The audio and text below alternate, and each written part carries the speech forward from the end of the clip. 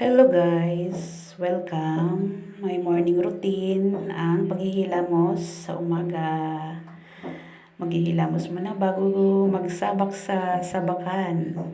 Ayan, magsuklay, magayos muna ang nanay habang nag-iisip kung ano ang gagawin muna ngayong umaga na ito.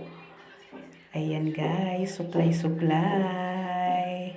Habang nagsusuklay, nagpapa-cute.